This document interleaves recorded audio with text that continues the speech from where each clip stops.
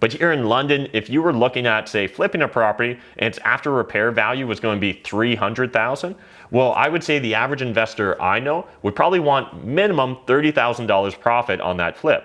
So let's put in $35,000 just because maybe you want a little bit more profit. Maybe that's your business model. You know, again, at the end of the day, it's really up to you, but you need to figure out what you're trying to profit in order to determine what your max allowable offer is. Hey YouTube, Matt here. Really excited to dive into this part 2 of a 2-part series where we're walking you through the free CashFlowTribe.com calculator that allows you to calculate your max allowable offer. Now in part 1, we focused on the investment strategies and streams for wholesaling or flipping a property. In today's video, we're going to focus on rental properties and BRRRR properties and determining what our max allowable offer is for those 2 different investment streams. And so we're going to be picking up where we left off. So if you guys haven't watched that first video, I really encourage you to jump back and watch it.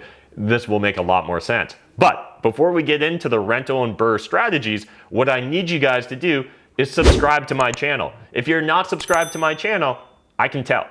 YouTube literally shows me the statistics, guys. I can see that less than 50% of people that watch my channel are subscribed. Now, if you didn't know, I've got a personal goal, just an arbitrary goal I set for myself, but I desperately want to hit 100,000 subscribers. It'd be super cool to do it in 2020, but I don't care. I just need to eventually hit 100,000 subscribers, which means I need the 50% plus of you that watch my YouTube channel all the time but never subscribe to actually subscribe so that I can hit that 100,000 so that YouTube can give me that arbitrary silver plaque with the play button. I know it's technically means nothing, but it means everything at the same time. If we don't set these arbitrary goals for ourselves, there's really nothing driving me to want to continue to grow my real estate channel or even produce more content. So again, you guys can just subscribe. It costs you nothing. And while you're subscribing, also smash the like button because it's also free. But anyways, let's dive into calculating our max allowable offer when looking at a rental or a BRRRR exit on a property. All right, guys, so I've got the calculator up here now. And let's start walking through. So quick reminder, we determined for our wholesale strategy that our ARV was going to be $225,000. We determined for our flip strategy, it was going to be $300,000.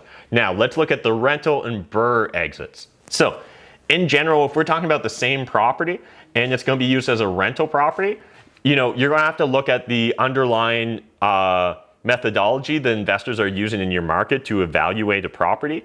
But let's assume for this sake that usually a rental property is going to sell for a little bit less than a flip. And now, why would a rental property sell for a little bit less than the same property if it was designed to be a flip? Well, oftentimes the reason for that is going to be when you flip a property to an end retail buyer, they're not buying based upon data, they're buying on drama. So they're buying because they've got an emotional connection because you put in those stainless steel appliances or because you put in that, you know, rainfall shower head or you've got the beautiful ensuite bathroom. Now, that may not move the needle for a rental investor, but it definitely can for that end retail buyer.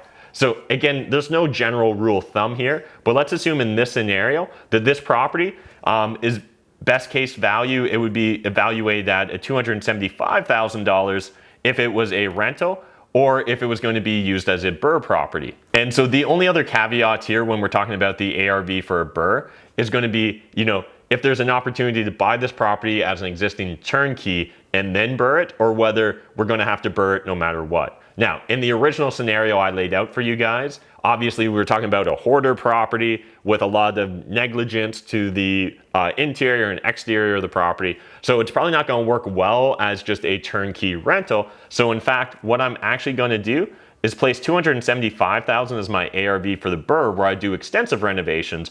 But if instead I was just going to rent it out as is, where is, how is, I'm probably looking at a closer price to where a wholesale landed. So we're actually going to put that at $225,000 in this scenario.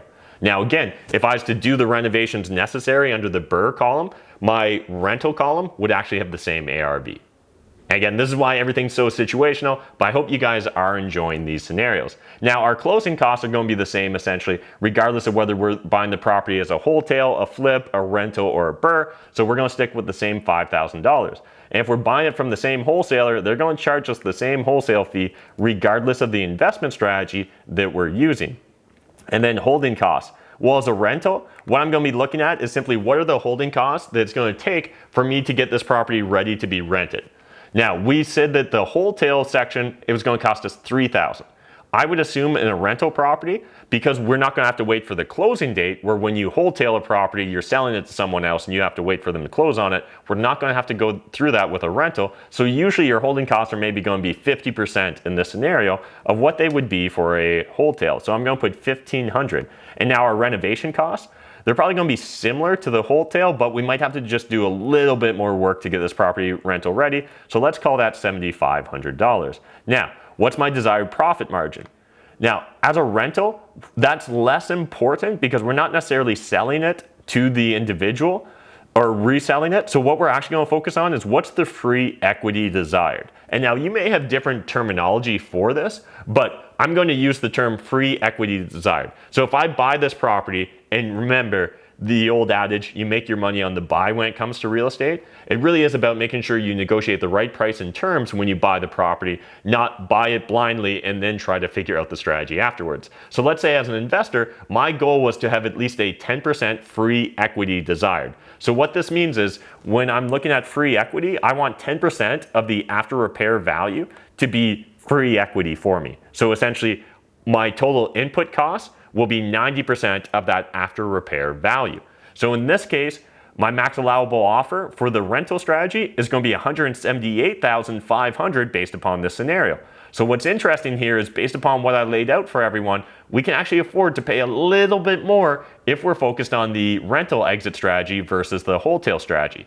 Now let's jump over to the BRRRR strategy and keep walking through this. So again, we've got the same closing costs, we've got the same bird dog or wholesale fee, and then what are our holding costs? So again, these are the holding costs just for the time that you're implementing the BRRRR investment strategy, while you're turning over the units, while you're bringing them up to their highest, best, most efficient use.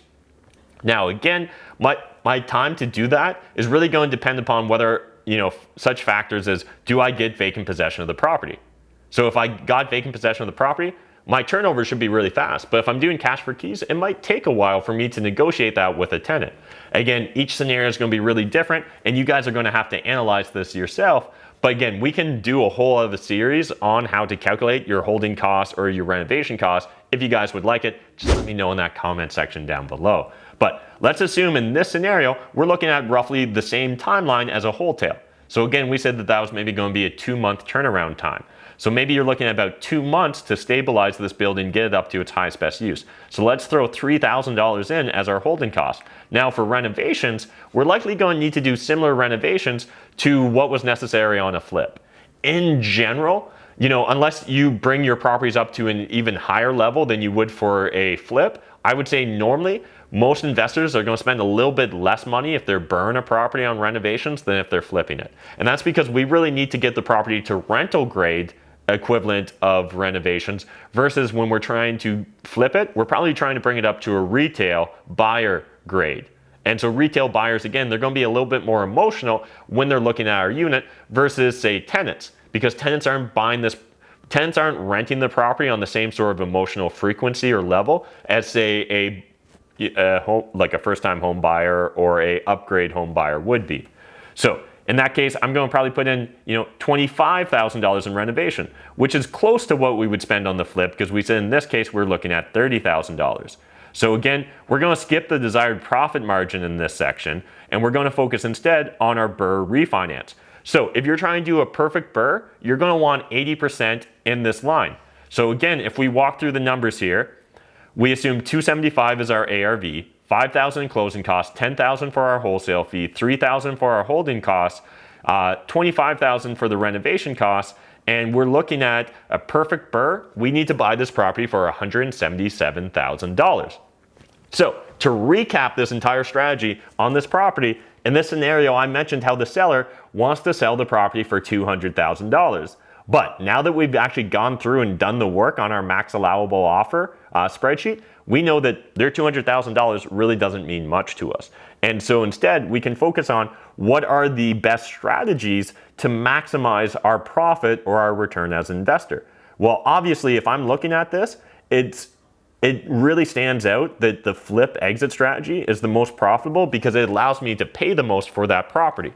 So if I was a new investor and I've just quickly done this max allowable offer on the quick analysis calculator that you got for free on cashflowtribe.com, well then I'm going to focus on the flip strategy. So I'm going to want to really dial in now and start doing my due diligence. Are my closing costs actually going to be $5,000 or did I miss the mark? Is my wholesale fee actually $10,000? Usually most wholesalers in our market are going to have a flat fee. They're not going to do or best offer. So odds are that is going to be your cost. Then our holding costs. So this is the time now to start sharpening the pencil and make sure that I've got my numbers right when it comes to calculating the holding costs on this property.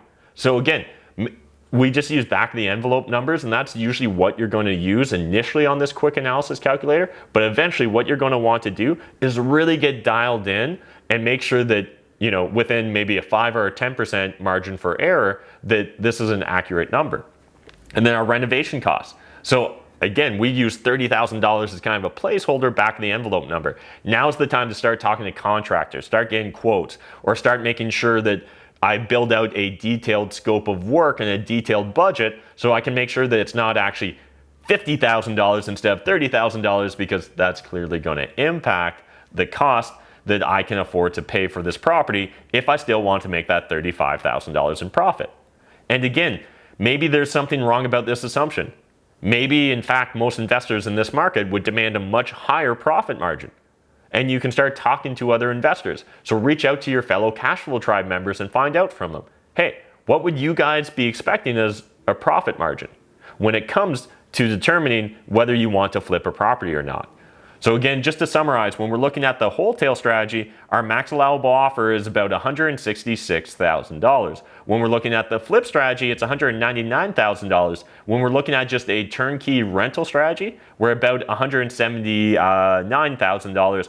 And on a BRRRR investment, we're about $177,000. Just remember, guys, there's always going to be a strategy that's best suited for each property. And we need to really dial in by calculating the max allowable offer on the different investment strategies available to us on any given property. Now, some properties will really not make sense as a rental, and that's okay.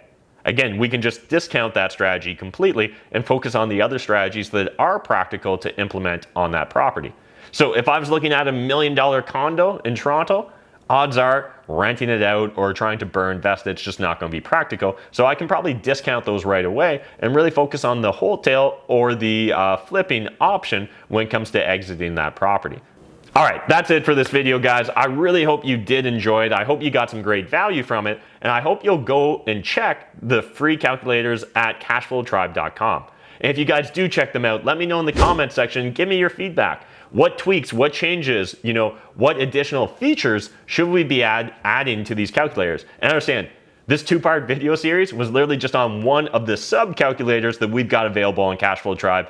So there's a lot more detailed calculators there as well that you can check out absolutely free. And I'd love to just get your feedback. And hopefully this stops everyone from asking for my spreadsheets, because it's tedious and not practical. So I hope you guys learned a lot. Plus, I hope you use this free resource. And smash the like button, hit subscribe if you're new to my channel. I'll see you in the next video.